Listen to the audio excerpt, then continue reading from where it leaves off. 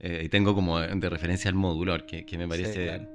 un ejercicio tan importante en el fondo. Bueno, Sí, mucho más humilde que eso, en el fondo cuando uno se empieza a acercar a la escala del cuerpo, sí. aparece el mobiliario.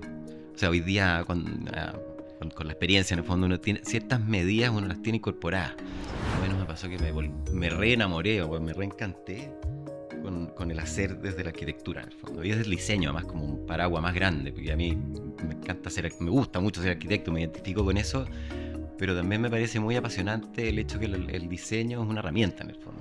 Yo creo que muchos nos sentimos como frente, por ejemplo, al tema de la tramitación, de la permisología Oh, famosa, de la tramitación municipal, que es una pesadilla para cualquiera. sí. Y pareciera que esos arquitectos, que son colegas, que están en ese lado, yo de verdad a veces lo siento que son como unos enemigos, Sí. que no puedo entender cómo alargan los procesos, las cosas que piden. Esto se ha transformado en un problema. Yo creo que Sí. todos lo sabemos, no es ni un secreto a voces, es Sí, un claro que gran sí. problema. Con la responsabilidad de cada uno, independiente que uno no esté en ese hacer, no estés en el gobierno, por ejemplo, no estés en algunos de lugares donde efectivamente uno pueda estar metido en esos temas, igual cada obra de arquitectura tiene una idea de ciudad o en el fondo, de esta como planificación que uno dice. Sí, O sea, sí. como que igual hay una responsabilidad desde lo chico hasta la potencial capacidad de decidir. Bienvenidos a un nuevo capítulo del podcast de Arquitectura y algo más. Hoy tengo el privilegio de conversar con Mauricio Lenis, arquitecto de la Universidad Católica y cofundador junto a Mirene Elton de Elton más Lenis Arquitectos Asociados, una oficina que desde hace más de 30 años ha construido una trayectoria sólida, diversa y profundamente coherente. Mauricio ha desarrollado proyectos de todas las escalas y tipos: casas, edificios, espacios públicos, mobiliario, exposiciones, y lo ha hecho sin miedo a cruzar fronteras ni a romper etiquetas. Lejos de especializarse en una sola área, ha cultivado una mirada abierta y multidisciplinaria, convencido de que la arquitectura no es un modelo cerrado, sino una forma de pensar, de observar, de habitar y también de crear. Pero antes de seguir, como siempre, tengo que agradecer a Partner Prod, productora audiovisual de primer nivel que permite que este podcast tenga la estética y calidad que ustedes ven. D01 Arquitectos Consultores, oficina de arquitectura industrial y corporativa en la que te ayudamos a ahorrar tiempo y dinero en tus proyectos. Contáctanos y con mi socio Felipe te apoyaremos para cumplir ese objetivo. Ahora sí, sigamos con el podcast y con Mauricio, a quien le pregunté en qué momento decidió formar su propia oficina de arquitectura. Bueno, eso tiene una larga historia, porque la verdad es que llevamos como 30 años con mi socia Mirene. Nosotros nos encontramos, la Mirene es un año menor que yo, estábamos en la Católica los dos, en la Universidad Católica, estudiando arquitectura. De ahí nos conocimos, nos hicimos amigos, pololeamos 4 años. Ah, mira. Entonces, desde ahí viene una historia de amistad, en el fondo, unidos por la arquitectura. La Mirene viene de una familia que tiene una genética de arquitectos, su mamá, su Perfecto. papá, su abuelo, arquitectos muy importantes. Entonces, desde que empezamos a trabajar en la universidad juntos como compañeros, hasta que saliendo, ya estábamos ambos en los proyectos de título respectivos, nos empezaron a llegar algunos primeros encargos, muy simples, muy chiquititos, y desde ahí partimos trabajando juntos. Tuvimos una pausa que fue, a ver, trabajamos unos primeros 3 años, 4 años por ahí, y Mirena después se fue a vivir a Inglaterra con su marido. En esa época estuvo 4 años fuera y después volvió. Yo en esa época trabajé solo. Incluso hicimos algunas cosas a distancia. Ya en esa época no existían todas las facilidades que hay ahora, Sí, pero claro. de repente la Mirena, no sé, venía 3 meses en el verano y ahí hacíamos alguna hora juntos. Y después ya formalmente, cuando ella volvió, nos empezamos a volver a trabajar juntos poco a poco con algunas obras y ya diría que en el año 2005 por ahí, Elton Lenny se forma como ya, como un poco lo que es hoy Perfecto. día, ya es como la historia más formal. Ya, o sea, fue algo bien paulatino y que se fue dando con el tiempo. Partimos juntos, los dos trabajamos, hicimos las prácticas en la oficina Cristian de Grote en esa época. Perfecto. Prácticas que fueron más cortas, digamos, pero fue la única oficina donde trabajamos cada uno, eso lo hicimos separado.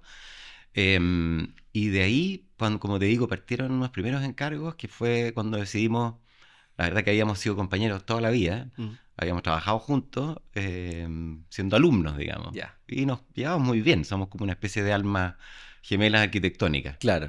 Entonces, ahí yo te puedo contar más los relatos de esos primeros encargos que son entretenidos, porque uno es una silla, partimos con muebles, hicimos una primera casa, entonces de ahí, desde ahí hasta el día de hoy. Me- Mira, qué bueno lo que mencionas porque me interesa abordar justamente ese tema en la conversación de esta idea en el fondo porque ustedes han hecho todo tipo de proyectos, Sí. residenciales, mobiliario, exposiciones, etcétera. Entonces quiero abordar un poquito de eso. Pero vamos al inicio de tu carrera. Ujú. Hay una obra que todos los arquitectos que hemos estudiado y que te conocemos y conocemos la obra de tu oficina, que es la Casa del Lago Pirihueco. Eh, y que esa es al inicio de tu carrera. Cuéntanos un Así es. poquito cuál es la importancia de ese proyecto y la trastienda que hay detrás de todo esto. ¿Cómo llegó ese encargo? Ese encargo llegó por un primo hermano de Mirene. El relato es bonito porque nosotros no habíamos hecho ninguna casa. En ese momento estábamos en paralelo diseñando probablemente la silla Mima y algunos encargos menores. Y la posibilidad de hacer una casa para cualquier arquitecto cuando está partiendo es, Sí, digamos, es como un chocolate. Era bonito el encargo porque era un lugar en ese momento más remoto, más de difícil acceso, terreno precioso en el lago Pirihueco, que de hecho en algunos momentos solo era accesible por el lago. perfecto. Y nuestro cliente, también joven en esa época, trabajaba y era parte, digamos, dueño de una fábrica de terciado. Ya, Su imaginario venía asociado a una cabaña que se podía construir en base, el remanente del proceso del terciado son unos polines, en el perfecto, sí. fondo unos rollizos. Sí, Y él tenía en su imaginario aprovechar esos rollizos, como más como esa imagen de cabaña típica, ¿no es cierto? claro. Como de tronco.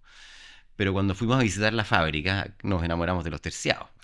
Lo que nos pasa a todos los Sí, arquitectos cuando descubrimos materiales es que se te meten en la cabeza y de alguna manera querías aprovecharlos. Convencimos a nuestro cliente que, siendo ingeniero, le pareció una buena idea. Dijimos, esto es un lujo, porque tiene, en sí, el fondo producían terciados de maderas nativas y también fenólico. Entonces, perfecto. fenólico, resistente al agua. Y lo que hicimos ahí fue diseñar un esqueleto que un poco tenía que ver con pero también nosotros, eso que tú decías, como en nuestra trayectoria como de obra, tiene que ver mucho con las diferentes escalas. Mm, Entonces, el haber estado con la aproximación del mobiliario y un poco pasar a esta casa, tenía algo de eso, porque lo que diseñamos al final fue un esqueleto muy regular, modulado por las planchas de terciado, en el mm, fondo para ocuparlas completas.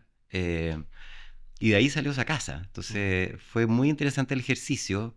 Al mismo tiempo, estar recién partiendo, en el fondo no teníamos tantas referencias, quizás estábamos más en un proceso creativo que era en base a este material, Mm. básicamente. Entonces se diseñó una casa que se hizo con una mano de obra local muy sencilla. Eh, Esa experiencia fue muy enriquecedora porque en el fondo tuvimos la posibilidad de hacer una casa como casi la construimos nosotros. No te Perfecto, diría que sí, yo claro. clavé nada, pero Sí. estuvimos juntos. Y de hecho, una anécdota que fue bonita, en esa época todavía dibujábamos a mano, todavía Ya. no estábamos con procesos de planos de AutoCAD. Eh, Justo lo cambiamos, año 96 por año ahí. 96 por Sí. ahí. Entonces estaban, si bien ya había aparecido la computación, Sí. nosotros mismos todavía dibujábamos a manos todo. Y esa casa la dibujamos a mano entera y la hicimos además a una escala para que fuera construible por los maestros locales, Mm, que quizás un poco en la distancia también y previendo dudas, la dibujamos entera a escala 1:20, que era bien poco o sea, wow. muy poco frecuente diseñar un proyecto de una casa a esa escala. Sí, claro. Entonces, los planos eran grandes, pero aparecía en los planos cada pie derecho, te fijas como Perfecto. que las tabiquerías Todos estaban los eran detalles. detalladas, todos los detalles. Entonces, como Sí. que la casa estaba detallada desde un principio como una especie de mueble un poco. Sí, expliquémosle a la gente que nos está viendo en el fondo que esto de la escala está relacionado finalmente con el tamaño que tú dibujas, lo voy a explicar en simple, Claro, y que obviamente a un mayor tamaño que tú dibujas una casa te permite dibujar mayor cantidad de detalles, exacto. ver uniones, ver Sí. el máximo de detalle. Es un poco el tipo de información que uno da y el tipo de representación en este caso. Sí, En esa casa diseñamos muebles, también diseñamos hasta sillas, me acuerdo, con estos mismos terciados. wow. No, buenísimo. Y fue una experiencia muy linda porque después que terminaba esa casa, La fotografiamos, de hecho, yo en esa época con diapositivas, qué sé yo, porque como era tan lejano.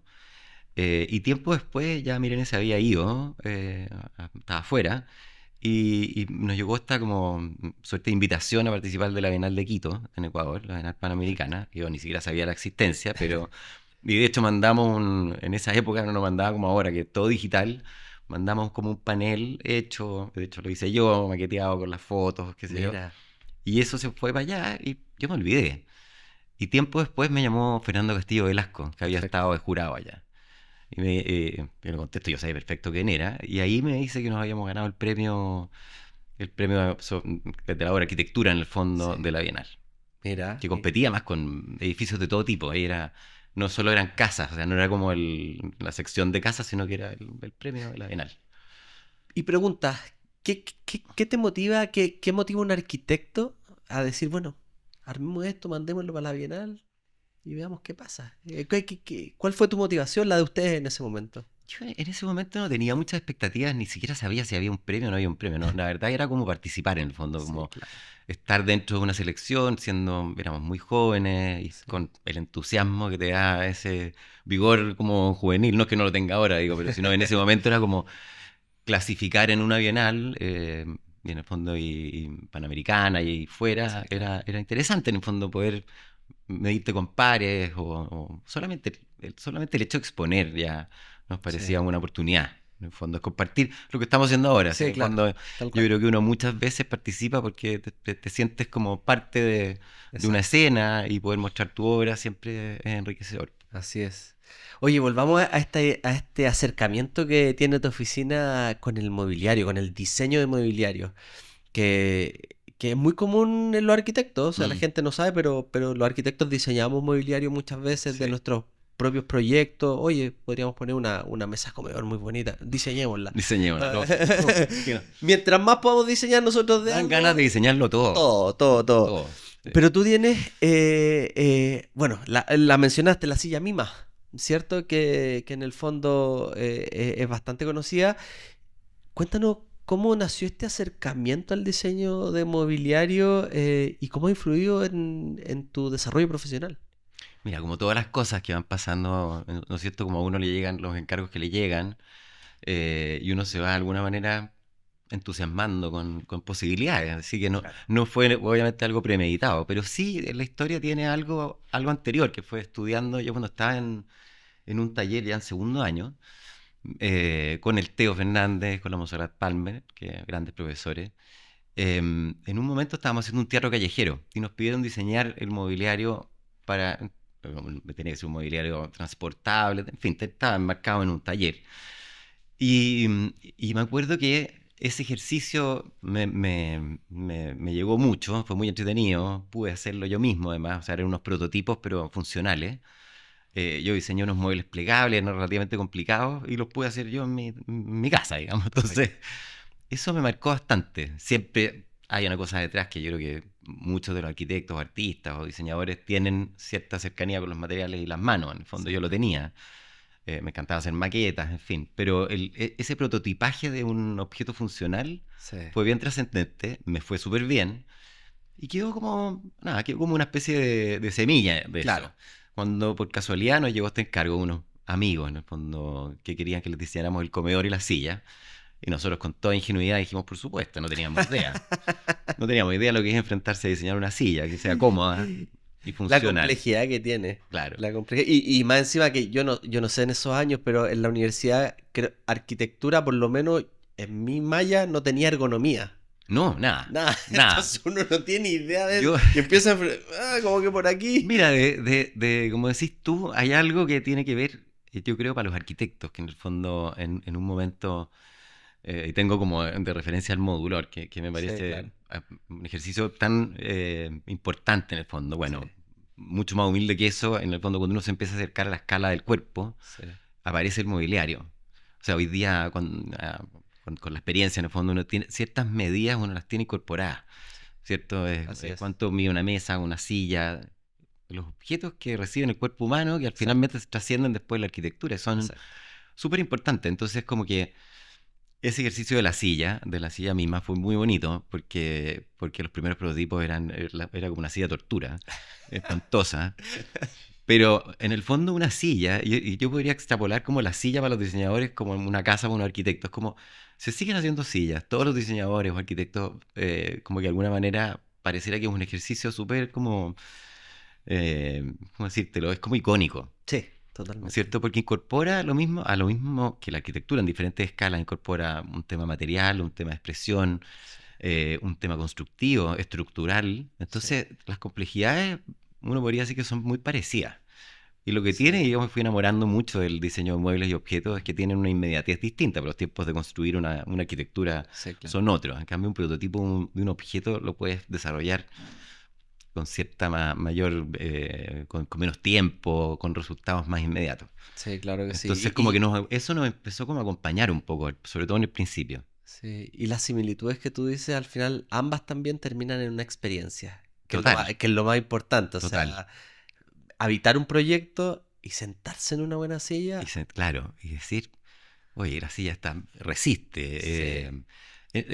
Lo otro que fue interesante de esa silla que nos marcó bastante fue la decisión de materiales. Mm, Porque el primer prototipo, digamos, la que le hicimos a nuestros amigos fue en acero. Diseñamos un perfil que era como una especie de doble T, con una forma bastante orgánica. Y después el manto, digamos, el asiento y el respaldo está diseñado en mimbre para poder generar dobles curvaturas. Teníamos de referencia a la silla Valdés, por supuesto, que la sí. teníamos ahí a la mano, la desarmamos, entendimos muy bien cómo la había hecho funcionar Cristian Valdés. Y la tuvimos muy de referencia. En el fondo, esta silla tiene algunas similitudes. Son dos costillas, una estructura y después un manto, que en el caso de la silla Valdés es el cuero. Y nosotros trabajamos con el mimbre. Y después, posteriormente, cuando la empezamos a fabricar más en serie, esa silla la hicimos fundida en aluminio. Perfecto. Entonces, un objeto nos dio una cantidad de información muy grande. Sí, claro. Y desde ahí que yo creo que nos marcó mucho también el trabajar con lo local, con lo que Mm, tienes a mano. Si bien sí, todos siempre estamos mirando, tenemos mucha información, porque imagínate, cuando uno empieza a mirar las sillas históricamente, la cantidad de información que tenéis de tipos olvídate. estructurales y todo Sí, son sí. muchos, pero ¿qué era lo que sentíamos nosotros que teníamos a mano, más artesanal? Entonces esa silla tiene cuaja hartas de esa idea. Ay, qué interesante. Antes de seguir con el podcast, si hablamos de espacios únicos, tengo que contarte de un lugar increíble, Cumbres de Zapallar, donde convergen la naturaleza y exclusividad. Imagina despertar cada día rodeado de bosque nativo, con esa paz que solo te da el entorno natural. Sin duda, este loteo está pensado para quienes entienden que la arquitectura no es solo construir, es crear conexión con lo que nos rodea. A tan solo 2 horas de Santiago y 10 minutos de Curicó, Cumbres de Zapallar es el lugar perfecto para desconectarte, tener una segunda vivienda o una inversión inteligente. Descúbrelos en cumbresdezapallar.cl. No es solo un terreno, es una oportunidad. Yo veo muy reflejado en todo lo que me cuenta y en este poquito rato que llevamos de conversación, una frase que leí por ahí que tú tienes como motivación para tu carrera. Y es que tú haces las cosas por amor al arte. ¿Ah? Cuéntanos un poquito ¿Cuándo habré dicho esa frase? No. claro, cuéntame cómo es esto, porque va más allá de lo que la gente podría entender por amor al arte, sino que está relacionado, insisto, yo lo leo muy bien en todo lo que él me cuenta. O sea, hay una cultura, hay unas ganas de llenar de información el diseño. Mm. Lo voy a decir así. Que me da la sensación que va por ahí el tema. Yo creo que esa frase, que es una bonita frase por lo demás, pero en el fondo tiene que ver con que desde que empezamos a trabajar nosotros, o sea, yo desde que salí de la universidad, que son procesos muy distintos cuando uno empieza a enfrentarse Sí. al construir, a mí por lo menos me pasó que me reenamoré o me reencanté con el hacer desde la arquitectura en el fondo. Y desde el diseño, además como un paraguas más grande, porque a mí me gusta mucho ser arquitecto, me identifico con eso, pero también me parece muy apasionante el hecho que el diseño es una herramienta en el fondo y que Sí. uno puede, yo creo que a todos los arquitectos nos pasa que de repente te encargan algo que nunca, sobre lo que nunca has trabajado y sin embargo uno investiga y qué sé yo, y puedes transformarte después en un experto en eso En fin, depende de las cosas que te vayan apareciendo. Pero volviendo a la frase que tú mencionas, es como yo creo que eso que nos pasa a los arquitectos, que es el amor por el oficio y por el hacer, en el fondo, por el construir. Porque tiene mucho que ver con lo físico, al final. Sí, claro. Nosotros en la oficina no es que no intelectualicemos lo que hacemos, pero de alguna manera lo que siempre nos ha movido más todavía es como este evento físico que es el construir. No sé, me acuerdo de quién es la frase, probablemente de Mies, pero que en el fondo que la arquitectura es el arte de construir. Sí. Yo como que eso creo que cada vez lo sigo aprendiendo más, en el fondo. Sí, claro. Y más aún en un país donde lo hemos conversado con otros invitados, pero se hacen muchos proyectos, pero no siempre llega a puerto de construcción. Es parte de la historia, claro, Exacto. ya sea los concursos, que muchas veces es muy frustrante que no Sí, se construyen, así es. o proyectos hay algunos proyectos que quedan, tú sabes, igual que yo, que quedan ahí en el En el... tablero, en los archivos, Exacto. y uno aprende también con los proyectos, pero Sí. la verdad es que el cierre de un proceso es las cosas construidas, Sí. en el fondo. Y yo creo que para volver de nuevo a la frase, yo creo que nosotros tenemos buena suerte, si bien la arquitectura es un oficio complejo en un montón de sentidos, sobre todo el ejercicio liberal de la Sí. profesión, pero esa sensación de levantarte feliz a trabajar, apasionado, Sí, que yo claro. creo que hasta que uno se muere, eres arquitecto como 24/7. Sí, eso es un poco lo que sentimos nosotros, yo creo, en la oficina. Sí, es muy bonito eso en nuestra profesión, ¿eh? Y que tiene que ver con esta idea de poder crear, de poder diseñar. Y quiero tomar ese, porque hemos nombrado mucho la palabra diseño, Ujú. que finalmente el diseño es transversal para muchas profesiones, el arquitecto, el diseñador, etcétera.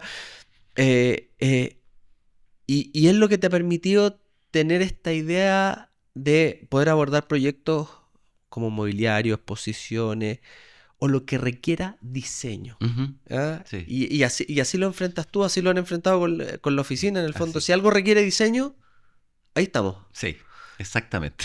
Eh, Sí.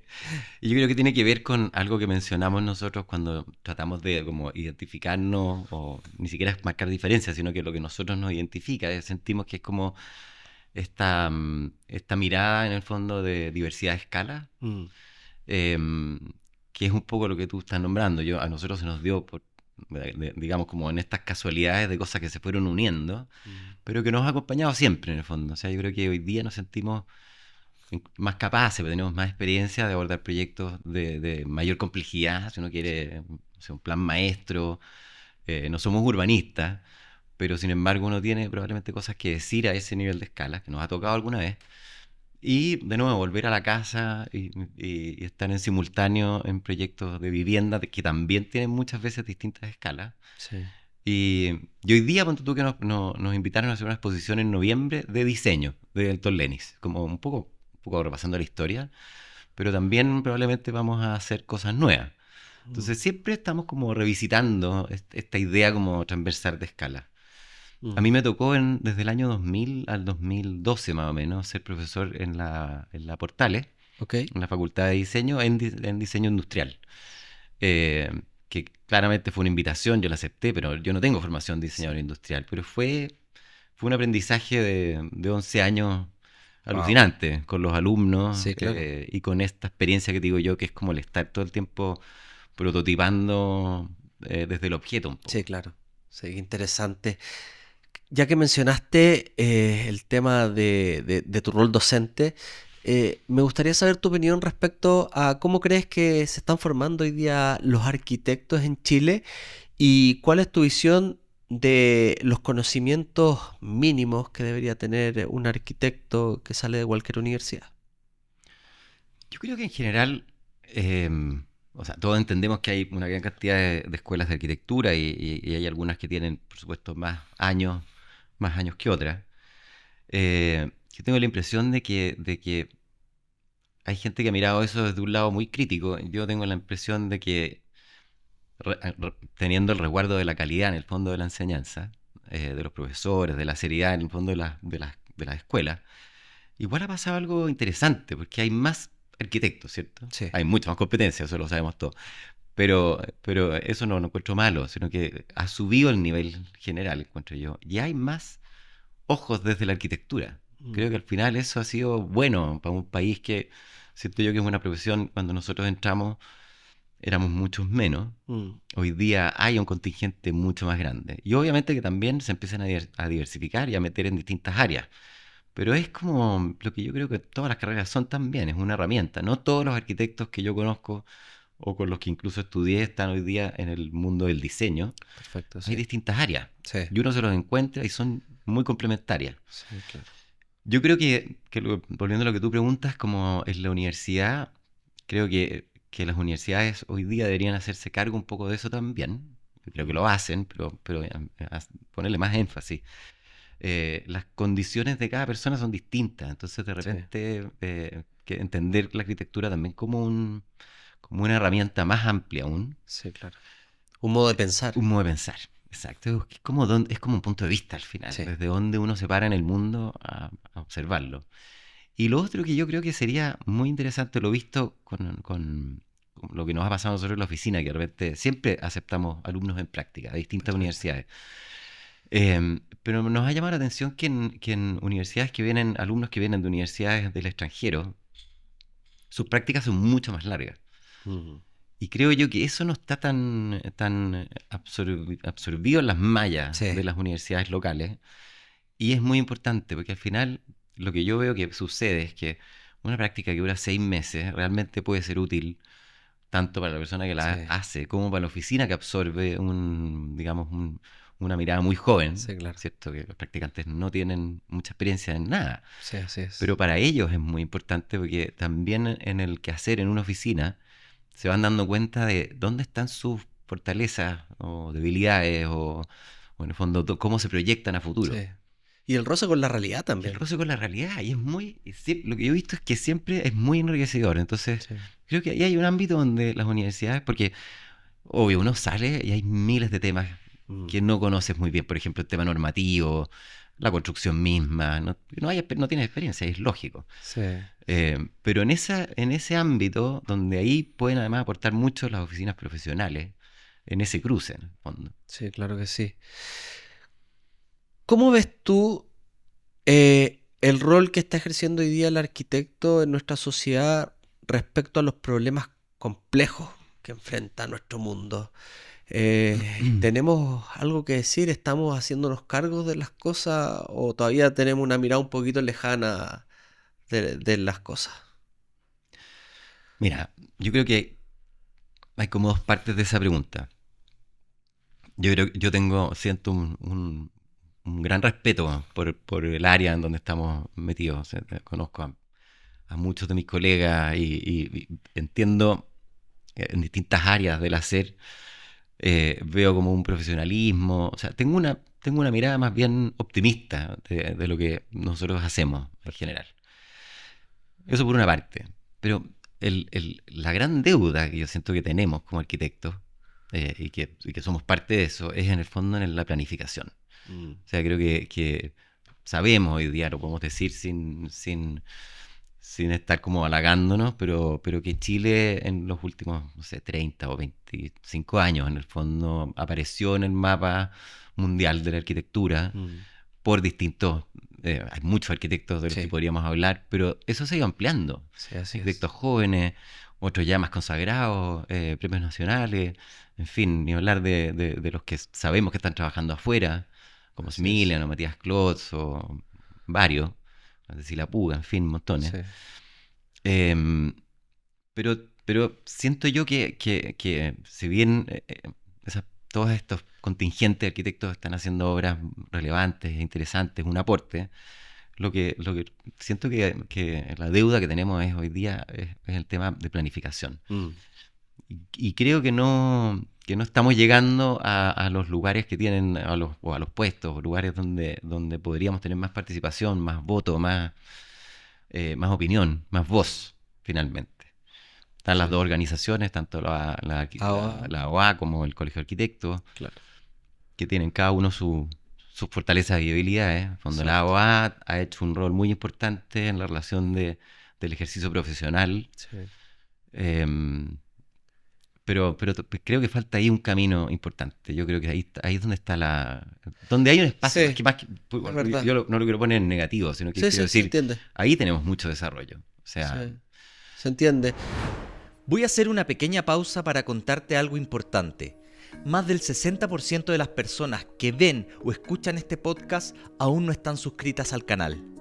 Si ese es tu caso, te pido que te tomes solo 3 segundos para hacer clic en el botón de suscribirse y activar la campanita de notificaciones. Ese pequeño gesto de tu parte marca una gran diferencia. Me ayuda a que este contenido llegue a más personas y a seguir difundiendo lo valioso y sorprendente que puede ser el mundo de la arquitectura. Y si quieres más contenido como este, también puedes seguirme en redes sociales. Estoy como Sergio Andrés Ahumada en LinkedIn, Instagram y TikTok. Y en Spotify, por supuesto, como De Arquitectura y Algo Más. Ahora sí, sigamos con el podcast. Sí, sabes que es bastante transversal porque se ha dicho en nuestros capítulos que finalmente los arquitectos tenemos un modo de pensar que nos permite estar en distintas áreas. Pero son pocos, por ejemplo, los que están metidos en el mundo de la política, porque claramente hay que desarrollar otras habilidades que son necesarias. Hay también arquitectos en cargos gerenciales dirigiendo cosas, pero también son pocos.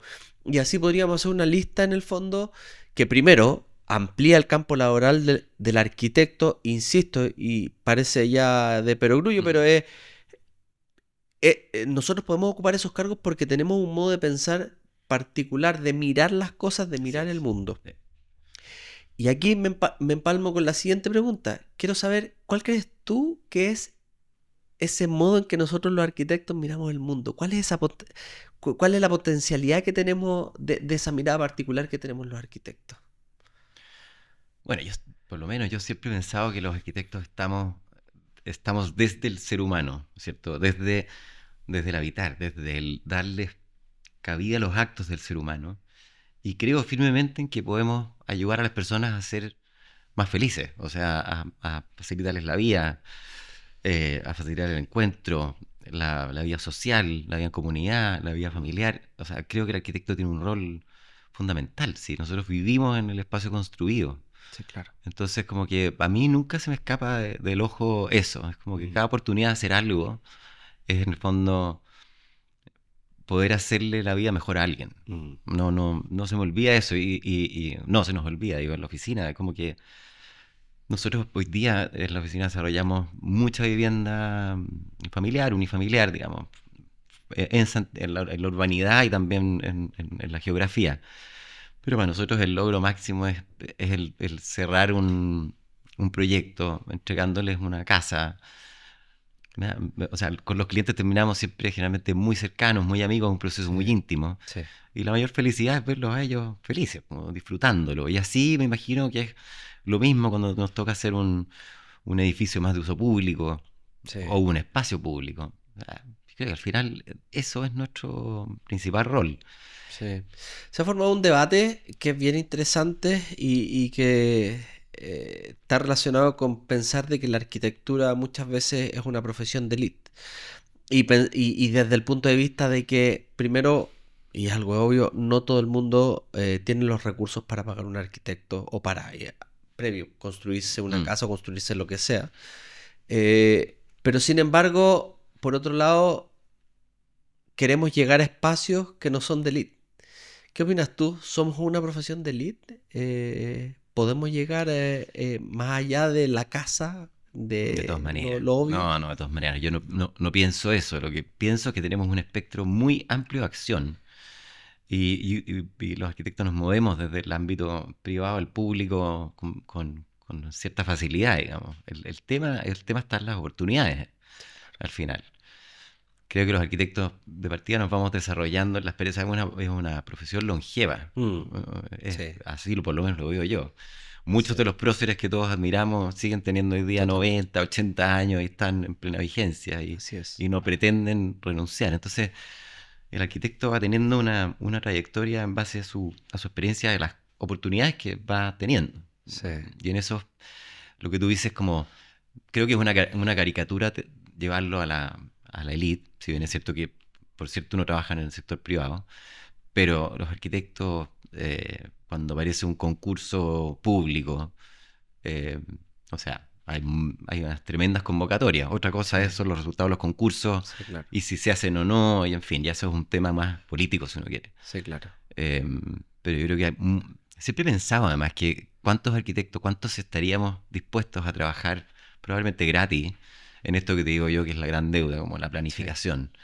Eh, Hoy día yo creo que muchos nos sentimos como frente, por ejemplo, al tema de la tramitación, de la permisología Oh, famosa, de la tramitación municipal, que es una pesadilla para cualquiera. sí, Y pareciera que esos arquitectos que son colegas, que están en ese lado, yo de verdad a veces los siento que son como unos enemigos, sí, que no puedo entender cómo alargan los procesos, las cosas que piden. Esto se ha transformado en un problema. Y yo creo que sí, todos lo sabemos, no es ni un secreto a voces, es sí, un claro que gran sí. problema. Sí, Desincentiva los proyectos. Entonces, como que debería ser al revés, sí, es pienso. verdad. Y debería además ese sector, el sector público, convocar a los arquitectos que están en el ejercicio. O sea, la cantidad de talento y de ganas, en el fondo, de poder aportar por ese lado, están a la mano. Sí, sin duda alguna. Yo la verdad que, de hecho, he hecho una declaración pública con uno de mis videos en redes sociales respecto al tema de las direcciones de obra. Y mira, hay parte de los colegas, sí, es verdad, pero yo creo que el sistema es un sistema que está totalmente obsoleto, que requiere un cambio cultural y un No, cambio tremendo. que tiene que venir desde el poder central finalmente, porque efectivamente hoy día, como dices tú, el desarrollo inmobiliario de Chile y constructivo se está viendo Muy afectado, parado. muy afectado. O sea, yo me atrevo a decirlo con total propiedad, se está viendo parado y frenado por la permisología. O sea, hay proyectos que no se están construyendo porque después de un año que Todavía no están, obtienen un permiso. todavía no tienen un No sé, es permiso ridículo. y perdón, no hay flujo, no hay evaluación financiera ¿Quién que aguante. aguanta? No, es un Entonces, desincentivo. Si de repente totalmente. nosotros tratamos de hacerlo lo mejor posible, entendiendo que son tiempos que nosotros no manejamos y así lo planteamos en cada proyecto, pero cada proyecto para nosotros es una fiesta, una Sí, celebración obvio. y está este lado que es como el lado oscuro, llevándolo a la guerra de las galaxias. Claro. Y como te digo, claro, de repente es frustrante porque así como te contaba yo que uno se encuentra con arquitectos en otros ámbitos, en la Sí, construcción y qué sé yo, y el lenguaje común te une muchísimo, uno llega al momento de las direcciones de obra y pareciera que te estuvieran enfrentando sí, con una especie de personas que vienen de otro lado, realmente. sí, Es triste, sí, es es fome. verdad. Bueno, es un tema que da para un podcast completo. Tremendo, es que yo creo que aquí es como, aquí puede venir un espacio que se llama el desahogo, así Sí, como, tal cual, tal no, cual. tremendo. Volvamos un poquito a esta idea de diseño, de un diseño transversal. ¿Cómo describirías tu línea de diseño o la línea que tienen en tu oficina? ¿Cómo abordan los procesos de diseño ustedes? Entendiendo que trabajan en estas diferentes escalas que va desde el mobiliario hasta algo Ujú. más urbano. Eh, a ver, yo creo que las definiciones así más macro que tenemos en la oficina tienen que ver con que cuando nos preguntan hoy día, la verdad es que en una época cuando recién partimos con nuestra socia, de repente nos llegaban encargos que eran, por ejemplo, mira, yo quiero hacer una casa, pero quiero que sea Georgian. Entonces, con el tiempo aprendimos a decir, o sea, nunca dijimos que sí a un encargo de ese tipo porque de partida no nos sentíamos cómodos porque no sabíamos hacerlo. O Sí, sea, yo no claro. sabría hacer una casa Georgian. Y uno, porque obviamente hay una postura desde lo contemporáneo. Ahora no podría decir qué es lo contemporáneo. Y los temas, como nosotros, más o menos, la metodología de diseño tiene que ver, uno, el lugar es clave y el lugar no es solamente el lugar físico, sino que el lugar, su memoria, Sí, y en el sentido constructivo, en el fondo, tratamos de ver las posibilidades como de que nos da ese lugar, qué información nos da. El cliente, que es como también nunca lo hemos sentado en la mesa en ninguno de los escenarios, digamos, no solo en las viviendas, sino que siempre para nosotros el cliente tiene que ser un aliado. Los buenos proyectos son buenas historias y tienen que ver con buenos clientes, eso no hay ni una duda. ujú, Y operamos mucho con las restricciones. Por una parte, es como entender muy bien la restricción, no es como la camisa de fuerza, sino que la restricción es los bordes que uno le empieza a dar a los proyectos sí, preliminarmente antes de diseñar. Eh, Y al mismo tiempo, voy a decir otra cosa, que tenía que ver con las restricciones, pero también tenía que ver con los regalos que hace la arquitectura. Como que siempre sentimos que un proyecto, porque uno te pueden encargar, un proyecto a veces está definido por un listado de recintos, ¿no es cierto? Sí, Te pueden claro. decir, una casa, una casa vuelve a tener baños, cocinas, closet, da lo mismo. Pero lo que creo que nosotros desarrollamos en la oficina siempre, en el equipo, es como ver qué es lo que además podemos hacer sobre Sí. eso. Como ¿Cuál es el regalo? ¿Qué es lo que en el fondo estamos nosotros? ¿Por qué le vale la pena a alguien trabajar con nosotros? Sí, claro. ¿Qué podemos hacer sobre eso? Entonces, tratamos de innovar en todos los proyectos. A veces la innovación es constructiva, a veces la innovación tiene que ver con una manera de entender un programa Mm. y a veces tiene que ver con una cosa estética, por decirte, ¿no? Aunque suene muy superficial, pero que no lo es, digamos, que puede ser un resultado plástico que incorpore una innovación. Sin duda alguna. Entonces, como que ese es un poco nuestro ámbito. Y en la oficina, yo creo que cómo funcionan gran mayoría de los procesos es que hay una primera etapa que es como el anteproyecto, en el fondo, donde trabajamos en equipo, siempre juntos con Mirene y con alguien de la oficina. En el anteproyecto se resuelve lo más importante probablemente de los proyectos, donde Sí. cuajan los proyectos. Y después ya el otro es el desarrollo técnico, que es el que se pueda construir y cotizar. Y después el seguimiento de obra. Y eso es más o menos un estándar que es como bien parecido en todos los proyectos. Perfecto. ¿Y qué importancia le das a lo experimental dentro del proceso de diseño? Le damos bastante importancia. Lo que nos pasa es que, por una manera de ser, finalmente, como somos nosotros, como lo que nos interesa y lo que nos entretiene, tratamos de no. O sea, de partir, este es como el vaso vacío, ¿cierto? ¿No? Claro. El vaso, de nuevo, hay que llenarlo, ¿no? Y nos da risa muchas veces con Mirene porque en el caso de nosotros que hacemos casa y en el fondo es repetir un ejercicio, a nosotros nos fascina, nos encanta, porque como te decía, el ejercicio con los clientes es un ejercicio humano muy bonito que se Sí, da, ¿cierto? Es muy íntimo y uno generalmente termina teniendo una relación más allá de lo profesional. así es.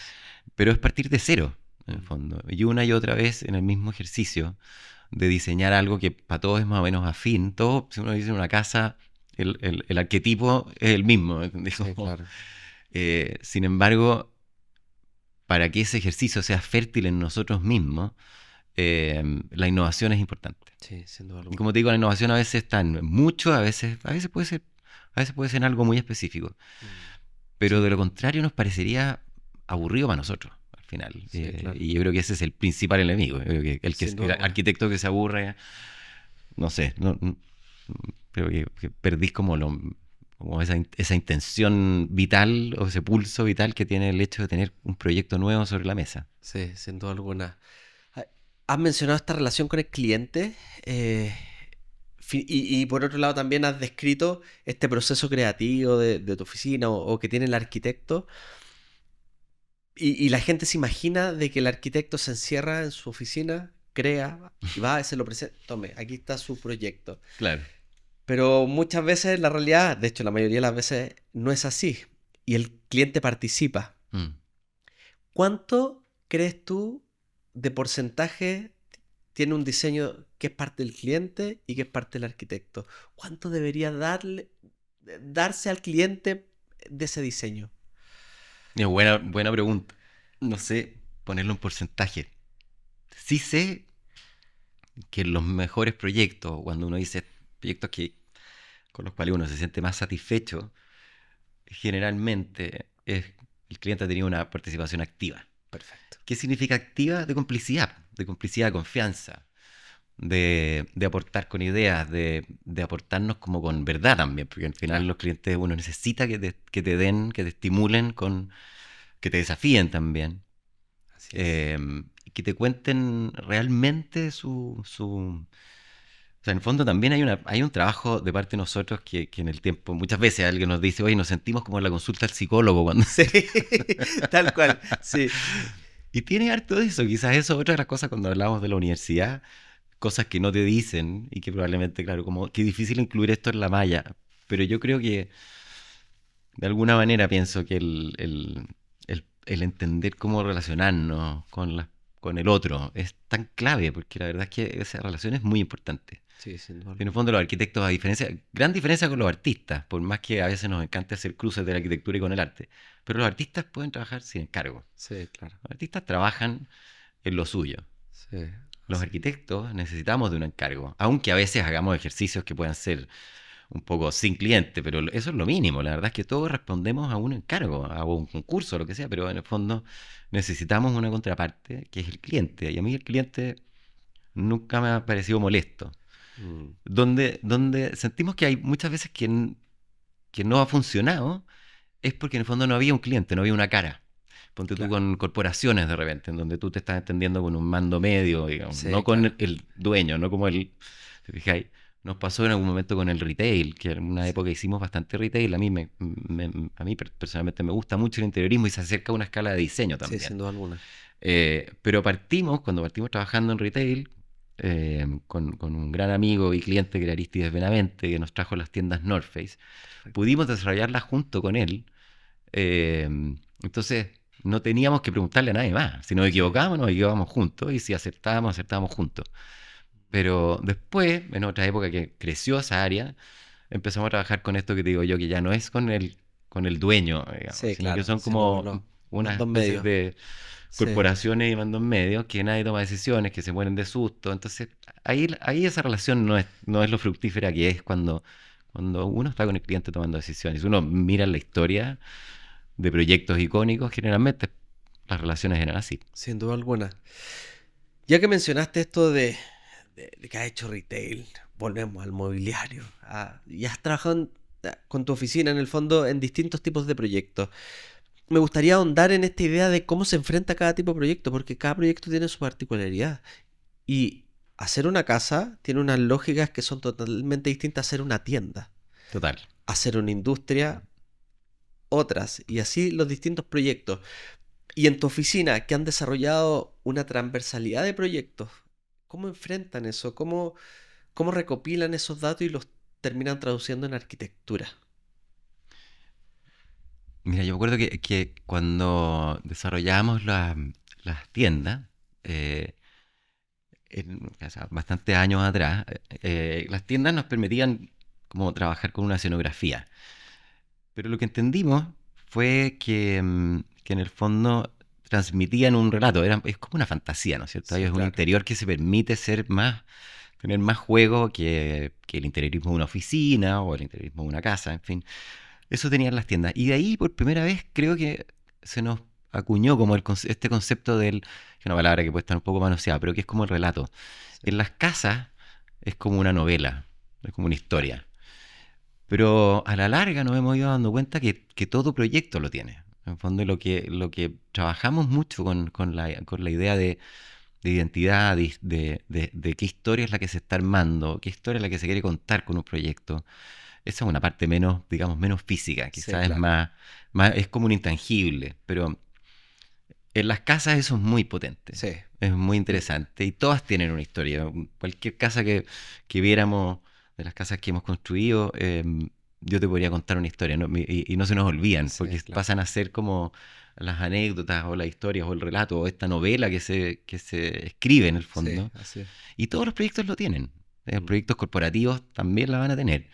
Sí, claro. Porque, claro, no sé, son distintos los anhelos y en el fondo las demandas y qué sé, lo que se quiere lograr con distintos proyectos, pero todos tienen eso al Sí, final. a mí me pasa, bueno, he tenido la suerte de desarrollar también proyectos de vivienda, proyectos industriales, comerciales, y que claro, la casa otorga ciertas libertades que por ejemplo un proyecto industrial no las otorga.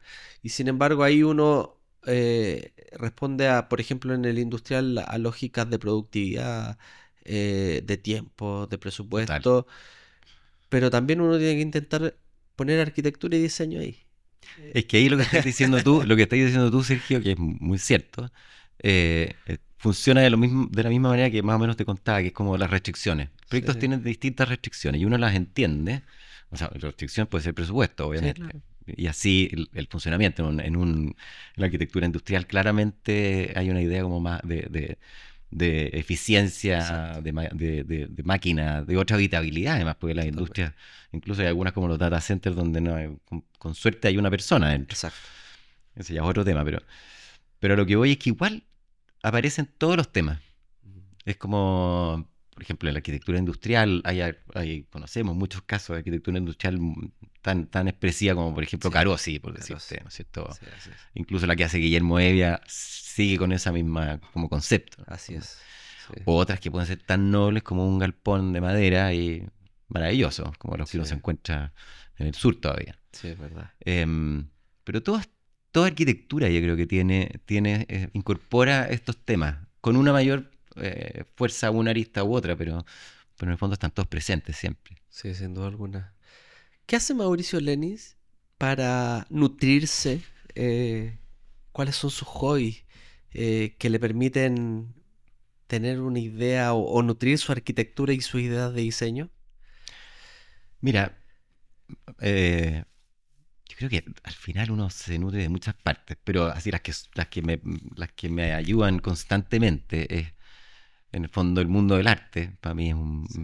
o sea, no es que sea un artista frustrado, pero antes de querer estudiar arquitectura pensé mucho en estudiar arte Ah, también. perfecto. Me di cuenta que en realidad no, probablemente no era lo suficientemente valiente, o me di cuenta que tenía también un lado, mi papá era ingeniero, y creo que ahí se me producían como unos cruces entre una idea más, o sea, en este mundo liberal del arte, pero al mismo tiempo me apasionaba esta idea del mundo construido también.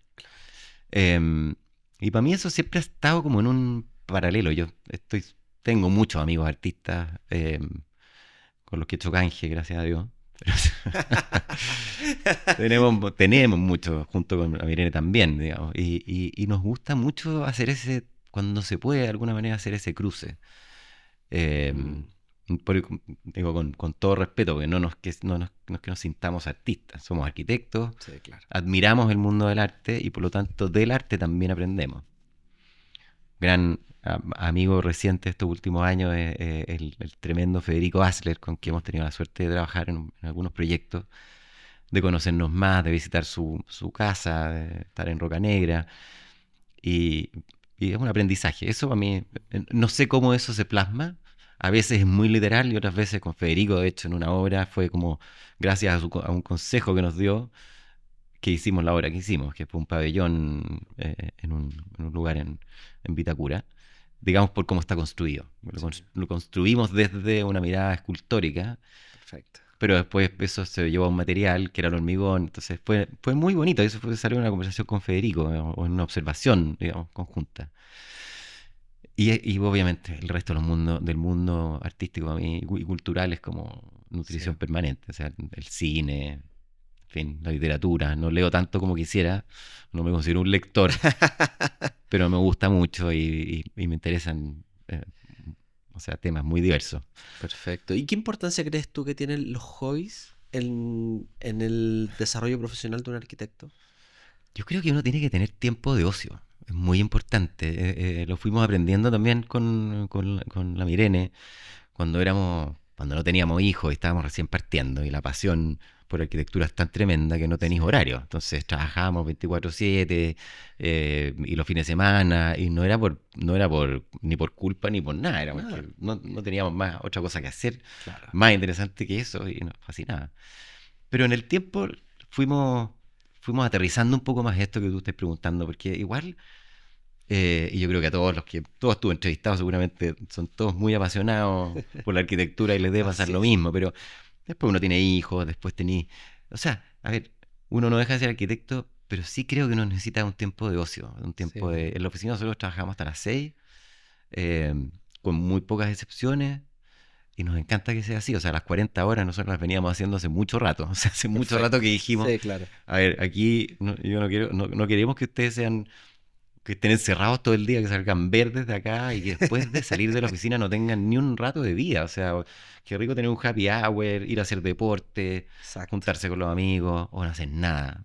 Pero el ocio yo creo que es Es que importante. es Sí, tremendamente importante para el proceso creativo, además, es para lo que que sí, nosotros ¿cómo te hacemos. nutres si no de otras Exacto. cosas? exacto. Como... Viajar, leer, escuchar música, ver una serie, un happy hour, compartir una conversación. Y dijiste, mencionaste los viajes. Los viajes son posgrado. O sea, Totalmente. nosotros que Totalmente. Para hemos tenido nosotros la los suerte de arquitectos. que nos inviten y que nos toque viajar con cierta frecuencia, es increíble. O Sí, sea, uno toma apunte en los viajes, es sí, súper importante. totalmente. Totalmente. Mauricio, es de las preguntas obligadas que hacemos en A el ver, podcast. tenga que ser difícil. Y es, ¿cómo ves a futuro, que debería ser el rol del arquitecto? Porque antes conversábamos un poco del rol que tiene hoy día. Mm. Pero a futuro, ¿cómo crees tú que debería ser ese rol? Mira, yo veo que estamos en un momento muy especial. No lo veo catastrófico, pero creo que de partida la IA va a ponernos un poco en jaque a todos y que probablemente la vamos a entender como la herramienta que es. Sí, claro. Y eso nos va a hacer cambiar. O sea, yo creo que nuestra profesión igual es una profesión que va a ir mutando, pero que no se va a acabar Sí, obvio. para nada, se va a transformar. Creo que el rol del arquitecto debería ser lo que hemos estado conversando. O sea, a mí me parece que tenemos un rol muy importante, porque somos los que estamos construyendo el mundo físico. El habitar. Y de nosotros depende que ese mundo sea mejor o peor. Entonces, no creo que ese rol se acabe, Sí, obvio. sino que debería seguirse potenciando. Y lo que te comenté antes, o sea, yo de verdad siento que la posibilidad de hacer mejores ciudades, por ejemplo, la posibilidad de que este país no se esté loteando indiscriminadamente, no estar planificando lugares maravillosos que existen. Mm. Me refiero a Chile porque esto obviamente es extrapolable al mundo, pero digo, en Chile uno va a lugares, no sé, Cerro Castillo. Cerro Castillo serán ¿cuántas casas? Sí, ¿100? claro. ¿200? No sé. Un lugar precioso, pero ya sea el mob con un gimnasio o algún descriteriado que ponga un mall chino, y ese lugar se acaba, Sí, obvio. pierde todo su potencial. Sí. Y así, infinito. O sea, recorres Chile y uno ve y dice esto bien cuidado o bien trabajado o bien entendido Bien cómo puede pensado. crecer. Claro. Porque finalmente estamos hablando de eso. Y bueno, ¿para qué decir Santiago? Santiago, o sea, hay lugares de Santiago que uno encuentra que es una ciudad maravillosa y por supuesto que hay otros que, Sí, que, claro. que adolecen de todo lo bueno que una ciudad puede ofrecer. Entonces, yo creo que ahí es donde tenemos un espacio para crecer. Yo encuentro que ese es el rol que debería irse como potenciando más. Sí, sin duda Y así alguna. como para terminar, igual como la responsabilidad de cada uno, independiente que uno no esté en ese hacer, no estés en el gobierno, por ejemplo, no estés en algunos de lugares donde efectivamente uno pueda estar metido en esos temas, igual cada obra de arquitectura tiene una idea de ciudad o en el fondo, de esta como planificación que uno dice. O Sí, sea, como sí. que igual hay una responsabilidad desde lo chico hasta la potencial capacidad de decidir. Sí, sin duda alguna. Para terminar, llevamos casi una hora conversando. Ha estado muy interesante. Me gustaría que ahondáramos o que dejaras una reflexión final respecto a esta idea de ejercer la arquitectura con libertad de diseño, y de no tener esta idea de que a lo mejor soy arquitecto industrial, me dedico solo a hacer industria, o hago retail, o hago casa, solo casa. Una reflexión en torno a esta idea de que el arquitecto puede enfrentar el encargo que le pidan. Reflexionemos para terminar un poquito con esta idea que tu oficina, Elton Lenis, en el fondo ha llevado muy bien a cabo. Divertido, porque yo creo que si le preguntas a la gran mayoría, digamos, de arquitectos, lo más probable es que todos quisiéramos tener una versatilidad Sí, del hacer, ¿no es cierto? Nos entusiasmamos yo entiendo que a todos nos va pasando por distintas razones, que son generalmente casuales, sí, que te vas, digamos, quedando y haciéndote más especialista en algunas cosas que otras. Pero estoy seguro que todos tenemos la capacidad de hacer una clínica, una industria o una casa. sí. eh, y va pasando eso. Me acuerdo en una época a nosotros nos pasó que por una coyuntura, digamos, empezamos a trabajar en un canal de televisión y terminamos siendo expertos en canales. Cosa muy mala porque después acabaron. Entonces, Sí, claro. pero disfrutamos mucho de esa posibilidad que se nos daba, que era como expertos en canales, que la verdad que a cualquiera que nos llegue un encargo que es algo que nunca has hecho, lo primero que vas a hacer es investigarlo. Sí. Esa es la capacidad que tenemos todos los arquitectos, cualquier ser humano, frente a una posibilidad concreta de hacer algo nuevo. Y ojalá que sea siempre nuevo. O sea, Sí, yo claro. por eso es lo que hablábamos delante de esto de nosotros, que al hacer casas, que estamos siempre haciendo varias al mismo tiempo y tal, lo que queremos es no repetirnos. Cuando no dar por hecho que ya sabemos hacer una casa. Ojalá aprendamos cada vez, pues la analogía como el vaso vacío, es como cada vez tratar de partir de cero. Eh, Esto que a nosotros nos mueve mucho, que es la diversidad de escala. Mi socia se reía de mí porque no habíamos logrado hacer un edificio, o sea, pasar los 3 pisos durante una gran época. Ok. Entonces decía, ya no sé, que el chico, así me dicen a mí, se muere ganas de hacer algo más vertical. Entonces, después tuvimos la posibilidad de hacer un par de edificios que hicimos con la inmobiliaria Altura, que además Perfecto.